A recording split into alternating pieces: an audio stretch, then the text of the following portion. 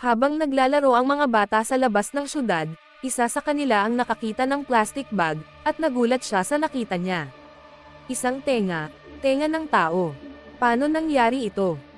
Isang babae ang nasiraan ng sasakyan sa gitna ng malakas na snow at madilim na daan. Kausap niya sa telepono ang asawa niyang si Kim Soo-hyun, isang detective ng National Intelligence Service. Si Soo-hyun ay kasalukuyang nasa operation. Nagsabi ang babae ng nangyari at sabi ni Soo-hyun na tumawag na siya ng tow truck at patuloy ang masaya nilang pag-uusap sa telepono habang naghihintay ang babae. May dumating na school van, at lumabas galing dito si Jang Kyung-chul. Inalok niya ng tulong nito ngunit tumanggi ang babae. Tiningnan pa siya nito habang nakangiti at saka umalis. Pero sa isang saglit ay walang habag siyang nilapitan, binasag ang salamin ng kanyang sasakyan, pinwersa, at pinukpok ng martilyo sa ulo hanggang mawalan ng malay at dinala sa isang liblib na lugar na tila kanyang tahanan. Ginahasa muna siya nito, sa kabila ng kanyang pagmamakaawa, at sinabing buntis siya pero hindi siya pinakinggan. Ang kanyang katawan ay pinaghiwa-hiwalay gamit ang pagtaga, pero di napansin ni Kyung-chul na nahulog ang singsing nito sa drain. Makikita na parang wala lang sa kanya ang pumatay. Dahil pala isa siyang psychopath killer. Ang mga bahagi ng katawan ng babae ay ikinalat sa ilog. At dumating na ang mga pulis at investigador sa lugar kung saan nakita ng mga bata ang tenga ng tao. Habang nagaganap ang search and rescue, isang pulis ang may nakita sa ilog. Laking gulat niya na isang ulo ng babae, pugot na ulo. Maya-maya pa ay dumating na din si Soo-hyun. Nang nakumpirma niya na ito nga ang asawa niya, bumagsak ang mundo niya. Hindi siya makapaniwala sa nangyari. Parang kakakausap niya lang dito pero ngayon ay patay na ito.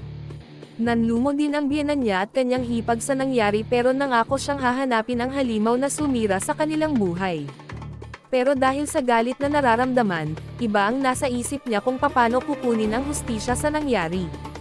Nagpaalam siya sa kanyang chief upang magbakasyon dahil sa nangyari, pero nakipag-usap pala siya sa kanyang kasamahan na si Jang para humingi ng lead sa kaso, mga ebidensya at pinaghihinala ang apat na suspect.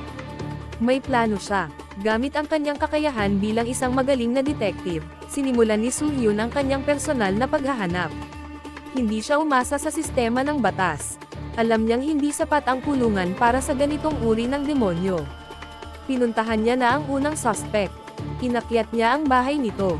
Nakita na nanonood ng malaswang pelikula ito at saka siya sinunggaban ni Soo-hyun, at itinali. Ipinakita niya ang picture ng sasakyan ng kanyang asawa pero tumanggi siya na may alam siya. Pero nang napag-alaman niya hindi ito ang hinahanap niya, hinampos niya na lang ng wrench ang ari nito. At naospital ang lalaki na ito at pinuntahan ng mga pulis, dito naghinala na din sila na may ibang taong umaaksyon sa kaso ng babaeng pinatay nung nakaraan. Sa pangalawang suspect naman ay sinundan niya iyo habang nagmomotor, binangga niya ito at sinaktan pero wala din siyang napala dito, hindi ito ang taong hinahanap niya. At ang sunod na niyang hahanapin ay ang pangatlong suspect, na si Kyung-chul. Ipinakita naman na may isang babaeng naghihintay ng masasakyan. At dumating na ang isang pamilyar na van, isang school van, si Kyung-chul. Inalok niya ang babae na sumakay at pumayag ito. Habang nasa loob ng sasakyan, nagtaka ang babae na bakit tumahimik siya bigla, walang ano-ano ay hinampos siya ng tubo sa ulo ng ilang beses.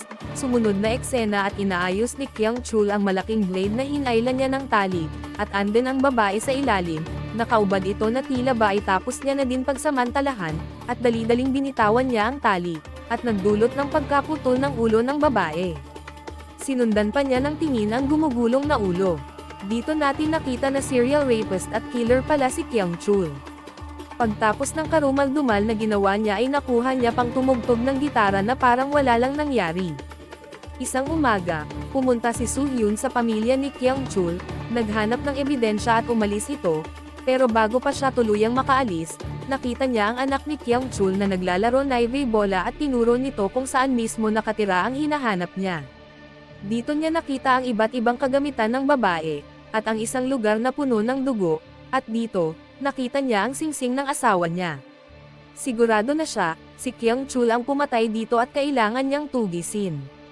Dito pinakita na isa palang school van driver si Kyung-chul, at pinasakay niya na ang mga pasaherong estudyante. At habang nagdadrive ito, Nakita niya ang isang estudyante na natutulog, at nakaisip na naman siya ng gagawin dito. Nangyari na naman nga ang kanyang masamang balak. Pinakita na pagsasamantalahan niya ang estudyante ngunit bago mangyari ito ay may tumawag sa pangalan niya. Si Soo-hyun, nagkaharap na sila. Naglaban sila ngunit mabilis niyang natalo ito dahil nga sa bihasa siyang pulis. Sinakal niya si Kyung-chul ng plastik hanggang sa mawalan ito ng malay, babagsakan niya na sana ng bato ito sa ulo para patayin. Pero hindi niya ito tinuloy. Isip niya na hindi sapat ang mabilisang pagkamatay sa taong pumatay sa asawa niya. Nilagyan niya ng tracking device si Kyung-chul na pinasubo niya dito habang wala itong malay. At nagising si Kyung-chul, wala na si Soo-hyun at may envelope ng pera sa tabi niya. Habang naglalakad siya pauwi ay may humintong taxi sa kanya at pinasakay siya, nakita niya na may isang pasahero na din ito sa loob. Ramdam niya na may mali, at pinakita na ang pasahero ay naghahanda ng patalim, tila ba magkasabwat ito para pagnakawan o patayin siya. Pero di nila alam, may patalim din si Kyung-chul, at ilang beses niyang sinaksak ang mga ito hanggang sa mamatay. Tinapon niya ang mga katawan at kinuha ang sasakyan. Dumiretso siya sa ospital para magpagamot dahil sa pinsala niya na natamo sa laban nila ni Soo-hyun. May nakita siyang isang nurse, at tinakot niya ito at balak niya na naman pagsamantalahan pero nakikinig na pala si Soo-hyun gamit ang tracking device at bago mahuli ang lahat ay dumating si Soo-hyun at hinampas siya ng fire extinguisher. Sinugatan niya lang ang paa nito at tinatakas ulit. Dito nagpunta si Kyung-chul sa kaibigan niyang si Taeju, mamamatay tao din ito gaya niya pero siya naman ay cannibal.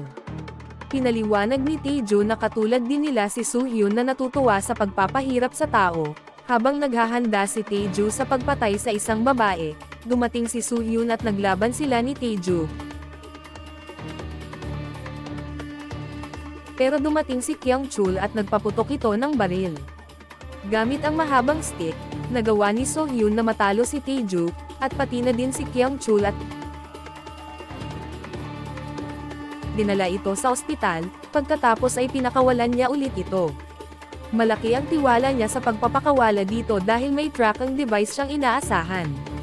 Pero nagkaroon ng ideya si Kyung-chul na meron siya nito, nagsalita pa siya para marinig siya ni Soo-hyun sa kabilang linya, sinabi niya din na nagmakaawa ang asawa niya na buntis ito bago niya patayin. At pumunta si Kyung-chul sa pharmacy para kumuha ng gamot na pampadumi, at nalabas niya na ang tracking device. Ngayon ay di na ito masusundan ni Soo-hyun kaya pumunta siya sa ospital kung saan nandun si Taeju na pinaliwanag naman nito na kung anong pwedeng gawin ni Kyung-chul. Una daw ay ang asawa niya at sunod ang pamilya nito at susuko ito sa pulis para hindi mapatay. Sa galit niya ay biniyak ni Soo-hyun ang bibig nito. Dali-daling pumunta si Soo-hyun sa bahay ng biyenan niya pero huli na ang lahat, may mga pulis sa labas ng bahay, nag-aagaw buhay na ang biyenan niya at pinatay na din ang kanyang hipag. Nang handa nang sumuko sa mga pulis si Kyung-chul, dali-dali siyang sinakay ni Soo-hyun sa sasakyan at hindi na sila nahabol ng mga pulis. Ito na ang eksena kung saan nakagapos na si Kyung-chul kaharap si Soo-hyun, pagkatapos nila magpalitan ng ideya tungkol sa mga ginawa nila, ang nasabi na lang ni Kyung-chul kay Soo-hyun ay natalo niya na ito, pero may inihanda pala si Soo-hyun sa kanya. Tinawagan pala ni Soo-hyun ang pamilya niya para pumunta sa lugar kung asan sila ngayon at bago umalis si Soo-hyun, pinakagat niya ang tali na nagsisilbing pumipigil sa blade na bumagsak sa ulo niya pero ito din ay konektado sa pintuan na kapag pinilit buksan, ito ay mabibitawan niya gamit ang bibig ang tali. Habang naglalakad si Soo-hyun papalayo ay nilagay niya ang earphones niya para marinig ang mangyayari. Dumating na ang pamilya ni Kyung-chul, pinipilit buksan ang pinto. Kahit anong gawing salita ni Kyung-chul na huwag bubuksan ay hindi siya marinig nito, at hindi naglaon ay nabuksan nila ang pinto at bumagsak ang blade, gumulong ang ulo ni Kyung-chul sa paanan ng pamilya niya. Habang nakikinig si Soo-hyun ay hindi niya mapigil ang umiyak ng husto. Ang gusto niyang mangyaring paghihiganti ay nagdulot sa kanya ng dagdag sakit, at sa huli ay naging katulad pa niya ito. Para bang naging demonyo na din siya sa ginawa niya, at doon natapos ang kwento. Dito natin mapapatunayan na walang may dudulot na mabuti ang paghihiganti sa taong gumawa sa atin ng hindi mabuti. Sana ay nagustuhan nyo ang detalyadong recap ng pelikulang ito. Kung nagustuhan nyo ang recap ng pelikulang ito, Please hit like and mag-subscribe dito sa Movies Pinoy Recap. Huwag ding mag-atubiling mag-comment kung may gusto pa kayong ipa-recap na mga pelikula. Maraming salamat po.